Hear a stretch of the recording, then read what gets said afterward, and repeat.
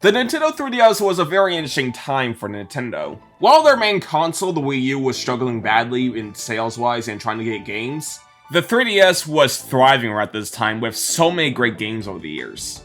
And of course, since it is a Nintendo console, Mario is going to be one of the main ones on this platform, as he had plenty of games released on the Nintendo 3DS. However, this was around the time when the Mario series kinda shifted a bit. As compared to previous Nintendo generations, Nintendo kinda played a bit more safe with the Mario series during this time as well. Not necessarily gameplay-wise, because the Mario Party series was freaking experimental as hell around this time, but you really got the sense of Mario slowly losing his edge. Especially since the spin-offs were a lot more hit or miss. Not in the same degree as other platformer series like Donkey Kong or Sonic, but you could really tell that something was up. And I feel like because of this, people don't really take a lot of focus on what released around this time for the Mario series. Because every time when people talk about the Mario series around this point, they mostly talk about how some of these games kind of ruined some part of the Mario series, especially with the Paper Mario side of things. And I feel like because of this, some Mario games get overlooked and just get clumped up with these kinds of games. Like Mario Golf World Tour is unironically the best Mario Golf game in the series, as it has so much personality and charm and so much content, but people don't really look at it because they just clumped it up with the other Mario sports games that fumble. And I feel like that out of all the Mario games that deserves a lot more attention, has to be Mario & Luigi Dream Team. This game released around 2013 as a game to celebrate the year of Luigi, as not only this is going to be the 4th entry in the series, it is also going to be the first one to release on the 3DS. And because of this, Alpha Dream decided to go all out with this one. And man, when I was a kid and I saw this in a Nintendo Direct, I was very excited. I really adore Bowser's Inside Story, and to see a full-on direct follow-up on better hardware made me excited on what this game's going to be about. And once my birthday came out and I finally got the game, I played the everlasting hell out of it. It might have been my most played 3DS game around that time, but I haven't played this game in a really long while, so I'm very curious on how well this game holds up. But with everything out of the way, let's get started. So the story begins in the Mushroom Kingdom, where a mysterious blimp shows up at Peach's castle. On it, Bronky shows up from the last game, where he gives out a mysterious little letter, which is an invitation to Pillow Island. Peach decides to come along with some of the Toads and Toadsworth, as well as Mario and Luigi, with the latter hanging on to his life. And while they hang out up in the sky trying to wait for their destination, a mysterious pillow then shows up on the blimp, where it's revealed to be a mysterious demon who is attacking everyone on the blimp, with Mario being able to stop him, but once he explodes, it suddenly destroys the blimp. But luckily this was all just in Luigi's dream and not foreshadowing for something, as they were able to land on Pillow Island very safely, with the locals welcoming their new guest, with one of them being Frenchie from the last game. And after you have a fun time going through the tourist attractions like this little quiz game and such, we are finally greeted to the Pillow Castle, which was a place inhabited by the Pillow people, but since it's been long abandoned, it's been converted into a giant hotel. And hey look, Starla's back as she's taking a vacation on Pillow Island as well. It's a nice reunion for everyone as they look at the sights of this mysterious place. And all of this leads to a small little theater room with the head of the island, Dr. Stoosmore, explains this small little documentary about Pillow Island. And this is when Peach gets very curious on the secrets this island holds, when suddenly Toadsworth and Peach then gets launched into the caverns, with Mario and Luigi pursuing after, and after going through the ancient ruins, they find themselves holding a mysterious artifact. And so when they finally find themselves back at Pillow Castle, they landed right into the museum of Pillow Island, where Luigi's first immediate decision is to take a nap by using the Pillow artifact. And because of this, a mysterious portal then arrives on top of Luigi's head, which is the gateway to an interdimensional plane called the Dream World, where it suddenly sucks Peach into it, with Mario chasing after, and after traveling across the Dream World, he eventually confronts with Luigi. But not necessarily Luigi himself, but his dreamified version called Dreamy Luigi. But for this view, I'm just gonna call him Luigi. But anyway, so eventually Mario confronts this mysterious figure that kidnapped Peach, where they then bury themselves deep inside of the Dream World, with the only clue of their whereabouts is this mysterious light that asks him to break these mysterious shards. Mario then does so, and then suddenly pops out a mysterious person named Dreambert, who was the long-forgotten prince of Pillow Island. who explains to Mario and Luigi on what's going on, as it turns out that Peach was kidnapped by his arch-enemy, Phantasma, an evil Bat King that tried to take over Pillow Island years ago. But the Pillow People was able to defeat him and seal away inside of the Dream World. But he had one foul trick up his sleeve as he destroyed his main artifact, the Dark Stone, which petrified all the Pillow People, turning them into stone. And so it's now up to Mario and Luigi to try and save Peach and stop Phantasma. It's basically your typical Mario and Luigi story as they travel across different kingdoms to try to stop the new guy. And along the way, funny hijinks come along after. I do have to say that there was a couple of funny moments that did give me a chuckle. I really like this moment where Mario and Luigi is walking on this dangerously unstable bridge, and they're trying to figure out what's going on before it was too late as the bridge collapsed upon themselves.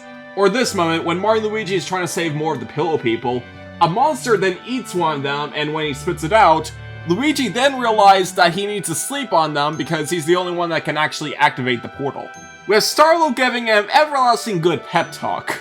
And speaking of which, Starlo reappears again from Bowser's Inside Story, where she still has that cutesy, sassy personality of hers. She still does the occasional teasing towards Luigi in some parts, but once again in Bowser's Inside Story, it's not really that bad. I honestly still don't get the hate for Starlo. Like, have you seen what the Toads say in Mario 64 DS to Luigi? Although I've gotta say, I really love how much Starlo really bounces off in Dream World in this game. With one of the best moments I could think of was this section where they're trying to track Bowser's goons by discussing something about a embarrassing birthmark on Bowser. But speaking of which, Bowser eventually arrives at Pillow Island after hearing that Peach is taking a vacation here. And he was able to track her down by sniffing her perfume, and ignoring the fact on how unhealthily down bad Bowser is with Peach. Once he arrives in the Dream World, Phantasma now has a different goal instead of just trying to use Peach's power. So now his eyes is on aiding Bowser in his goals to rule the world. So even when Mario and Luigi was able to save Peach, their journey is far from over, as the evil duo's new goal is trying to steal the artifact of Pillow Island called the Dreamstone, which basically can make all their wishes come true. And honestly, I really love the setup. At first it was originally just a simple Peach getting kidnapped thing, but the stakes get a lot higher the more you go through the game. And as for Phantasma, while he's not really as memorable as Fawful from the last game, I do have to say is that he really has a cool design. Really digging the vampire-esque style he's having. And the people you meet along the way in Pillow Island are also very memorable. I love how they expand upon certain elements from last game, like Frenchie being a sentient block. Now you see them a lot more often in Dream Team. Which is honestly very good for Alpha Dream's case, because even during the 3DS days, they have yet to make a sterile version of the Mario and Luigi games.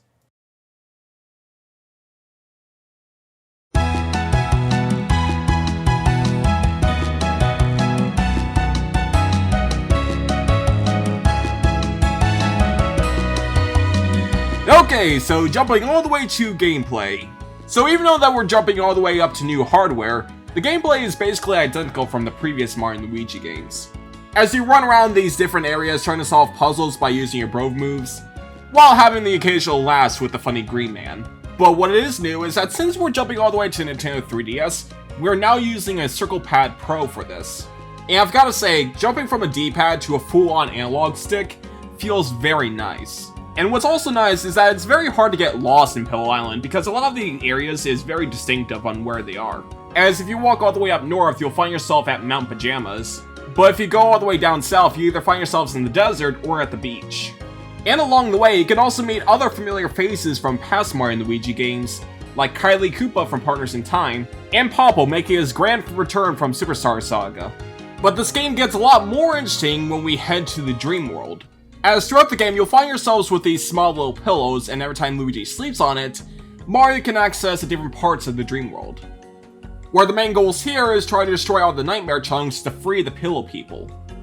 Some of the sections in the Dream World are important for progression, but for most of them they're completely optional, as it gives you a bunch of short burst challenges to go through. Now the Dream World concept is very similar to traveling inside Bowser's body from the last game, when one half of the game is all in full 3D while the other half is in this side-scrolling way. And I've gotta say, even though that aesthetically wise, traveling within the Dream World is not really as out there or crazy like going inside of Bowser's body, but in terms of actual exploration and such, I honestly say the Dream World is a massive improvement. because there's just so much more stuff to do in these areas compared to Bowser's Inside Story. And since we're traveling within Luigi's dream, he can literally morph anything he wants to and help Mario along the way. Like turning into this giant tree and using his mustache as a slingshot for Mario. Or turning into a giant tornado that leads to very interesting puzzles. And how you control Luigi's dreams is also very hilarious, because on the bottom screen of 3DS, you can see Luigi sleeping in the real world, and if you touch the screen, you can mess around with his face. Like how you control the aforementioned slingshot, you have to pull Luigi's mustache to fling it. And how you create tornadoes, you mess with Luigi's nose to make him sneeze. Or you can rotate the nose multiple times as a drill. And one of the more clever ideas I could think of is that there's this ability where Luigi can literally slow down or fasten up time.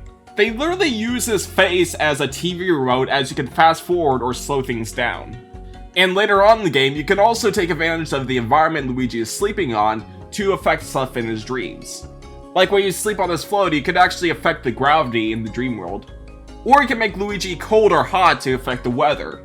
They give you so many different versatile abilities in the dream world that it's honestly nuts.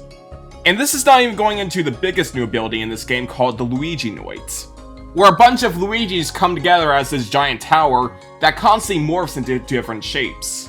And every time you move around, you can literally plow any enemies in your path. And this form alone has so many different things you can do, like you can, okay. Or there's something like the cone form where you can, okay. But I'm basically trying to say is that this form is very fun. I literally just started moving this giant thing! Alrighty, time to talk about that elephant in the room right now. So as I mentioned earlier in the video, Nintendo tried to be a bit more kid-friendly with the Mario series during the 2010s.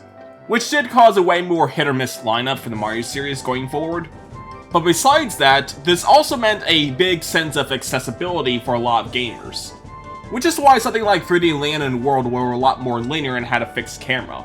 And so when they were making Mario & Luigi Dream Team on the 3DS, they decided to go a bit more overboard with the tutorials to reel in a bunch of younger gamers.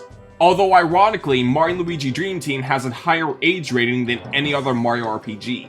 And because of this, expect hearing this song multiple times at the near beginning of this game. Hey Mario, here's how to save. Hey Mario, here's how to pause. Hey viewer, here's how to subscribe. Although after going through the snoozing Sandlands, they do ease up at the tutorials. And so every time it shows up, it's mostly just getting a new ability, which I'm honestly just fine per se because the other Mario & Luigi's does this.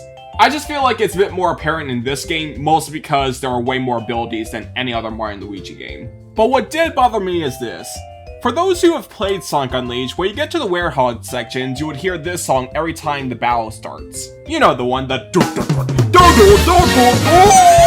Well, every time they do a tutorial, I have to hear those same beats every goddamn time.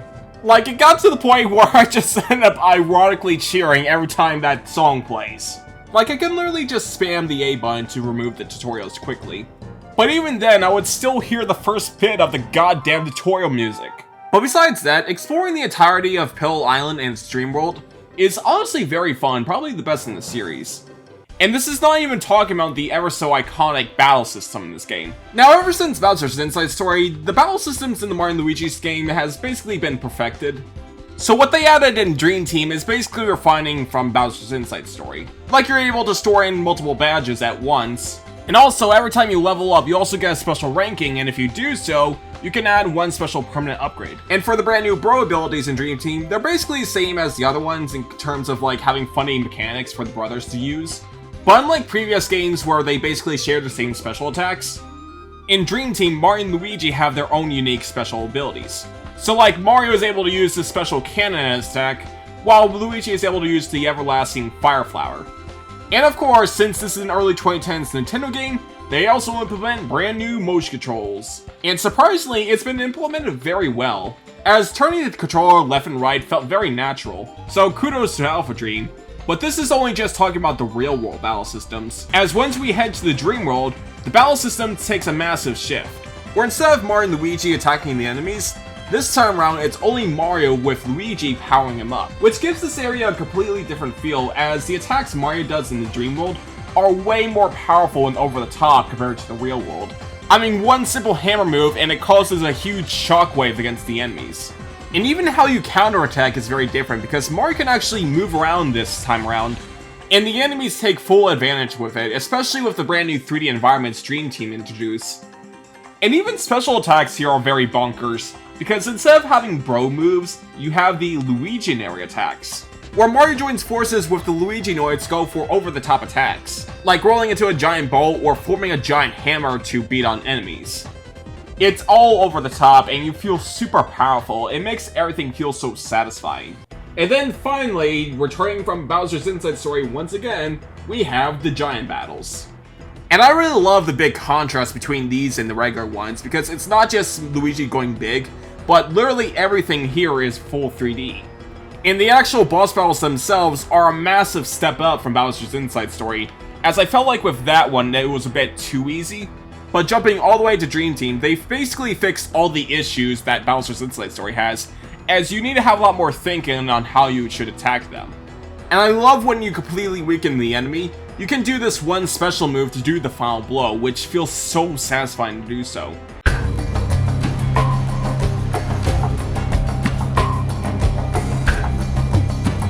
Alrighty, so jumping all the way to the midpoint of Dream Team's story. So as soon as Mario and Luigi climbs all the way up to Mount Pajamas, they were able to confront with Bowser and Tasma, as they begin to play this music across the entirety of Pill Island, which causes everyone to fall asleep. The reason why they're doing this is to power up the Dream Zone by absorbing everyone's dream across the island, with Mario barely escaping from the trance. And so while the brothers are stuck in the dream world for a bit, Bowser and Tasma were able to power up the Dream Zone completely and form their big wish, which so happens to be a giant powerful fortress called Neo Bowser's Castle. And with this, they have a giant laser that they could literally blow up the entirety of Pill Island with. And because of all this, Toadsworth asked Mario and Luigi to keep Peach safe, and so after going through deep inside the dream world, they realized that Peach has been kidnapped and they were rused by Kamek. And so the only solution they have left is trying to find the legendary Zkeeper, who's essentially the bird god of Pill Island. And the only way to try and summon him is to assemble the Ulti Bed, a legendary bed that could access the gateway to the Zkeeper's dream world. This is basically a similar plot point from Superstar Saga, where when the Bean Star scatters across the different lands, you can explore the entirety of the Bean Kingdom trying to find them. And this is basically the case in Dream Team as well, because once you have to find that bed, the entirety of Pill Island is completely open. So you can now do stuff like simple side quests or finding the ever-losing Pillow People. You even get to fight some old characters like Pablo, who for some reason does not recognize the brothers in this game, as he's trying to infiltrate this house, but the only thing stopping him is this Wiggler. Which, I'll be honest, I kinda feel bad for him because he's trying to find a peaceful place for a garden, and this burgly nutcase is trying to attack him because he thinks he's an obstacle. But luckily, he gets what he deserves after the boss fight. And after you find and assemble all the bed pieces, you're then leaded to the pre-ultimate location, the Sumnum Woods, which I've gotta say is probably the most beautiful location in any Mario & Luigi game. Which honestly leads me to the presentation of this game. I've gotta say, for a Nintendo 3DS game, this game looks freaking beautiful. I know people aren't really too big on the brand new art direction the series went forward with, but honestly I feel like for the Nintendo 3DS, where the main gimmick is full on 3D, I'd say this style works perfectly well for the Mario & Luigi games. I really love the 2.5D aesthetic they're going for with all the characters being 2D, and the entire environments being full on 3D. It reminds me of games like Shantae, Half Genie Hero, and especially Klonoa Door to Phantomile, which also had a dreamlike aesthetic. And this is doubly so for the official art in this game, where I love it has an emphasis on the color blue, which not only gives this game a bit of an identity to it, it also fits perfectly for the dreamlike aesthetic. This game as a whole really nails the style, especially in the dream world, as I love the much more surreal feel to it. And of course, since it is a Mario & Luigi game, the soundtrack is also top-notch, and since we're jumping all the way to Nintendo 3DS, this is honestly my favorite soundtrack in the entire Mario & Luigi series. As most music here is so damn catchy, especially the battle theme music. I love Try Again. But I really need to emphasize this, once I head to the Summon Woods, it just really clicked with me.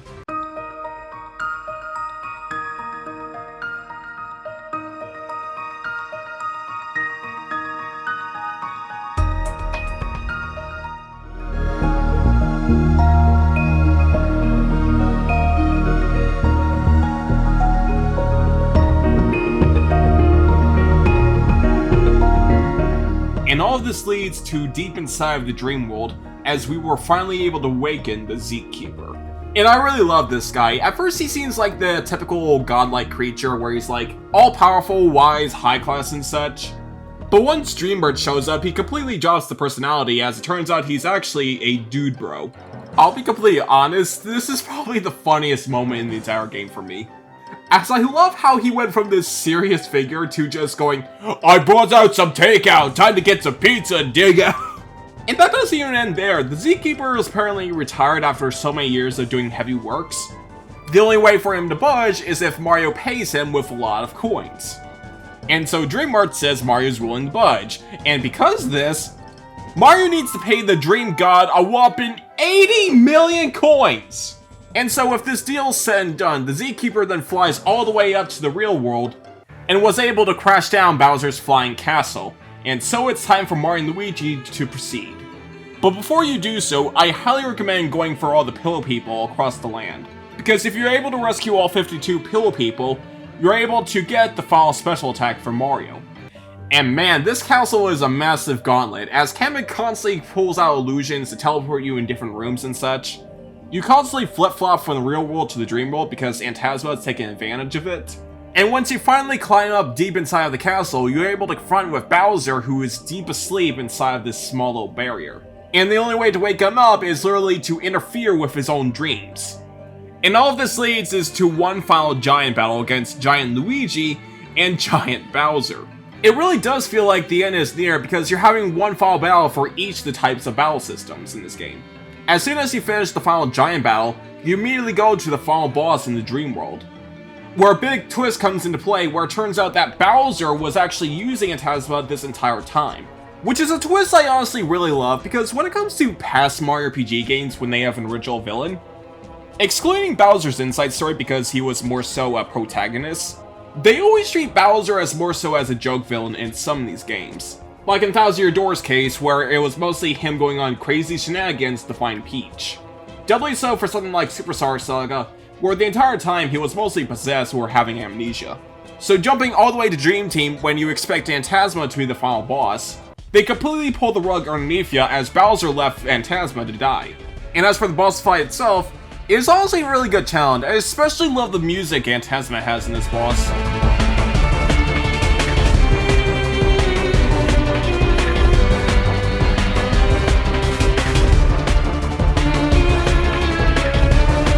But alrighty, one jackass down, only one to go. As after going through one final gauntlet, the Mario Brothers finally head to the top of Bowser's castle, where the evil Koopa King has been waiting with the legendary Dreamstone. Bowser was prepared to use it to kill the Mario Brothers, but then Peach and Starlo then shoots a laser at him, causing the Dreamstone to explode, but as a last-ditch effort, Bowser then inhales the star pieces and swallows them whole, which causes him to transform into this powerful being. And thus, the final battle pursues, and honestly, even though that it's not as grand as the last game, I honestly say this is a really good finale for Dream Team. As Dreamy Bowser has so many attacks on his sleeves, it's best to keep you on your toes. Especially since he has an entire army backing him up. And because of this boss fight can get really hectic as hell. And it's a really good way to conclude Dream Team, as once you've done the final blow, Bowser has completely lost, as the brothers were able to escape from the decaying castle with Peach, and thus the entirety of Pill Island has been restored to its former glory. And as for the Dreamstone, well, Dreamer was able to gather up all the remains for the thing and put it in this small little jar. And so with this, the Zkeeper was able to restore the Dreamstone into a giant dream coin. So instead of a magical stone making your wishes come true, you just buy your wishes. And that's basically the ending for Mario & Luigi Dream Team, as the brothers and Peach were able to celebrate their vacation. And for the first time ever in a Mario game, we have actual character development. As while Bowser's trying to fly back to his home in shame, he actually remembers Luigi's name this time, as he was about to call him Greenstash once more, but then we realized that his name is Luigi. Basically meaning that Bowser no longer takes Luigi as a joke and hates him equally as Mario. And that was Mario & Luigi Dream Team, and final verdict? I'd say this game holds about as well as Mario & Luigi Bowser's Inside Story. And in some ways, I think I honestly prefer Dream Team over Bowser's Inside Story in some aspects, as I feel like this game expands upon different ideas from that game, and basically turns into something new. And while I do feel like some things were done a bit better in Bowser's Inside Story in terms of like pacing and length, I honestly feel like people should really give this game a second chance. As I feel like out of any other Mario game, I feel like this one gets treated the harshest. Because while I do agree with some of the criticisms, like them overusing tutorials a lot in this game, I don't feel like it's cartoonishly aggressive as some people say it is. It was annoying at the beginning parts of the game, but luckily they eventually were able to ease up on them. And what we're left with is probably one of the best RPGs released on a Nintendo 3DS. Especially since this was around the time when Paper Mario was being a bit too experimental. But speaking of which, we're at the end of the road in this small little Mario & Luigi marathon, as for the next game will be the last one in the series before Brothership comes out in November. So the next time we'll be here, we'll be talking about the final game under Alpha Dream's belt, Mario & Luigi Paper Jam. Now this game is considered one of the most divisive games in the Mario RPG series, so I'm very curious on how I feel about this game after so many years of not playing it. But that'll do it for today, so thank you for watching and I'll see you later. Bye bye!